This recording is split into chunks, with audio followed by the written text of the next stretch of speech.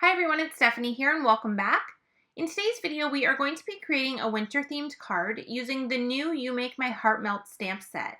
This is a great winter stamp set that features these adorable cat and owl images, and all of them are wearing ice skates so that you can use them with that little ice pond and actually make them look like they're skating. Recently, one of our design team members, Francine, created a card with one of the little penguin images from this set, showing the penguin skating on the ice with his reflection showing down below. And I had a request to recreate this video to kind of show how to achieve that effect. So that's what I'm going to be doing in today's video. I'm just going to change it up and use one of the cat images instead. So I've already created some masks that we're going to use for this card design. I have the ice pond, I have the area below the ice pond, and then I also have the cat image that I'm going to be using. So I've stamped all of those onto masking paper, and I'm just going to set them aside until we're ready to use them on the card. To do the ice reflection technique, you only need the mask of the cat image and the bottom portion of the pond, but I'm also going to be doing a background effect, so I wanted to have the pond area as well so that I can mask that off. I'm using my mini MISTI tool to do my stamping, and this is definitely not a requirement. You can use acrylic blocks if that's what you have on hand. I just happened to grab this. It was sitting on my desk, so I used this for my stamping. So what I did first is I have an A2 size card panel, so this is 4 1/4 by 5.5 inches, and I figured out where I wanted that pond to be positioned before I adhered the little cat image to the MISTI door. Once I was kind of sure where I wanted to line everything up, I added black ink to that stamped image, and then I stamped it directly onto that panel. I'm going to be keeping this entire panel as the card front, so I'm doing all of my stamping directly on here, and then I'm just going to do some masking to make this a one-layer card. So the first thing I'm doing here is adding that mask to the cat image now that I have him stamped, and then I'm positioning the pond directly under his feet so that when I stamp it, I'm going to get the outline area of that ice pond, and then I'm going to be able to kind of see the cat in the forefront once I remove that mask. So I'm just taking the mask off here so you can see the full stamped image, and you can see now that I have the cat image and then I have that pond there, and with the masking it makes it look like the cat's actually skating on the ice rink. So I'm just going to remove that from my MISTI, and now we're going to do the part of this technique that's going to create the reflection down below. So I have a piece of transparency sheet here. This is just actually the packaging from a stamp set, and I've just trimmed it down into a smaller piece, and I'm going to add this into my MISTI. Now you can use a mirror stamp for this technique as well. I just find that the transparency makes more of a fuzzy image, if that makes sense. It doesn't give you really crisp lines, and I prefer that for this technique because I feel like in an ice reflection, you're not going to get a perfectly stamped image or a perfectly looking reflection. So I find that the fuzzy lines really help to add to the overall look, but it's completely optional what you want to stamp it on. So I put the transparency into my MISTI, I'm holding it down with the magnet, and then I'm stamping this cat image directly onto that transparency. Using the MISTI for this is really helpful because the transparency is super slippery. So you want to be careful that you don't shift that stamp when you're stamping on there, since that will move and kind of smudge the image. So now I have the transparency and I have that cat image stamped on top there.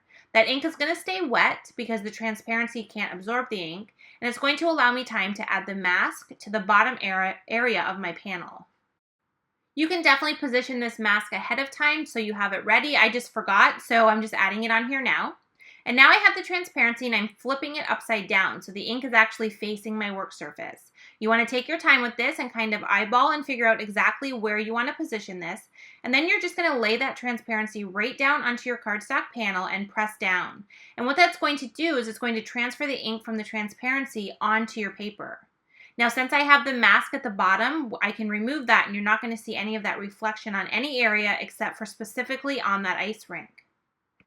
And since we stamped this onto that transparency first, what it did is it reversed the image so that it actually looks like a reflection down below. And like I mentioned earlier, you can see that you don't get perfectly solid lines. It kind of has a little bit of a fuzzy look to the edges, and I really love that with this technique. I think it really just adds to the overall look. Now in the corner I got a little bit of ink there, so I am using my sand eraser and I'm just removing that ink off of there. Since this is going to be the actual card front, I don't want to have any ink smudges kind of showing, and we're only going to do the sky effect in the middle area of the card. So now we're going to move on and do the Copic Coloring. So this is going to be sped up pretty quickly. I did want to leave it in just to kind of show you how I colored the cat image and then how I colored the reflection down below with the ice. So I'm just first coloring the cat image with some warm grays. I'm just using W1, W3, and W5. And I'm starting off with the lightest color just to fully saturate that paper. And then I'm blending in with my darkest, medium, and lightest towards the center.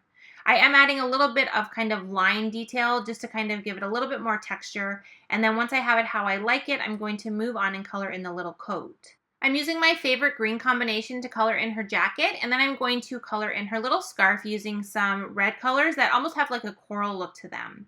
For her ice skates, I wanted to leave them white, so I put a little bit of gray for shading, and then I added a little bit of pink color to her cheeks and her ears with an R20, and then that is going to finish the coloring of the actual cat image. Now for the ice and the detail down below, that you can kind of take this any way you want. You can add no color and just kind of make it more of a shadow look and just use grays. You can just use some really light blues. You can use nothing and just leave the line detail and have the ice pond color kind of go over top of it. But I decided just to use some muted down colors of the same colors that were reflecting. So for the green, I used a G20 for her jacket and just put that on the coat. I didn't do any shading. I just gave it the impression of there being a green reflection. And then I added a little bit of gray to her paws in a lighter tone as well. And then I added just a little bit of BG10 and BG72 to the pond just to give it the look of ice. I also went over that reflection with some of my lighter aqua colors just to kind of make it look like the reflection was kind of in the ice and not kind of sitting on top. Now to create the sky, now that we have the image all finished, I'm going to use some masking tape to mask off both sides of my panel. So I'm working on my grid sheet here and I've just lined up 2 big long strips of Post-it tape. And I've covered both sides of my panel. I've also added the masks onto the cat and the ice pond, which is why I mentioned earlier that we will need that ice pond mask. And I've also cut a circle from my Circle Stacks Dynamics and I've added that to the sky area. Now what I'm doing is I'm just going through and adding some ink color to this whole rectangle piece only above the pond. So I'm using peacock feathers, faded jeans, and black soot distress oxide inks.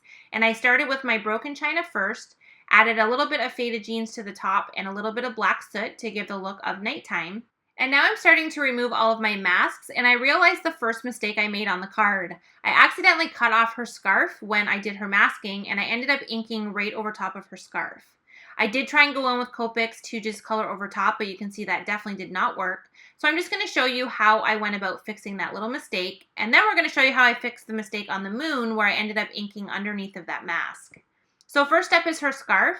To fix this one here, all I did was I took the same image, restamped it a second time, colored in the scarf with the same colors, and now I'm just using my scissors to fussy cut that scarf out. I'm adding some black ink around the edges, and then I'm just going to use some liquid glue and I'm going to just glue the scarf right over top of the first one. And that completely conceals the little inking mistake I made and doesn't completely wreck this whole entire background and stamped image that we've already created. Now when I had the masks on, I forgot to do a little bit of shading at the bottom for the snow, so I ended up putting on 2 new masks, and I used a little bit of gray and blue color to add some snow detail to the bottom, and then I removed those masks. So now I'm working on the moon here, and I need to kind of fix that little error where I had the ink bleed through under the mask. So I'm using my favorite colors, C1 and YR30, to create the moon. And then I'm going in with some aqua colors to add a little bit of aqua detail up to the right-hand top area of that moon. I'm just kind of hoping that it will look like the night sky is kind of over top of the moon a little bit right there. And I was actually happy with how it turned out. So even though I did have that little error, I just kind of worked with it and created a moon that I was happy with and didn't completely destroy this whole card that we've created. So now that that's finished, I'm just going to add a little bit of detail to the cat. So I added some white highlights to his cheeks and ears, and I also added some black gel pen for his eyes, his buttons, and his nose. Now to finish off the card, I am going to make it snow. So I'm using a white gel pen, and I'm just going over the entire piece right down the center with this white gel pen. And I like to just kind of dot that on all over. And you do want to make sure when you're adding snow that you're adding it everywhere. The snow will fall in front of everything as well as behind it. So you do want to completely add that to the whole entire project. Adding the snow is a great way to cover up any mistakes as well. So I found that it really helps kind of make that moon blend even more into the background. And I was definitely happy with it once I had it finished.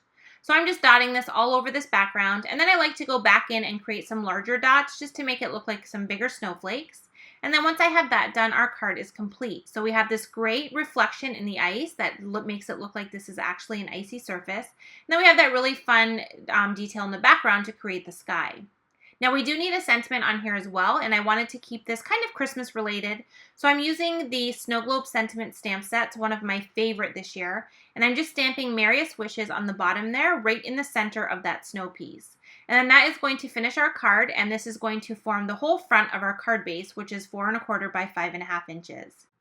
I hope you enjoyed today's video and that you will give this technique a try. It's a lot of fun, and I had a great time making this card.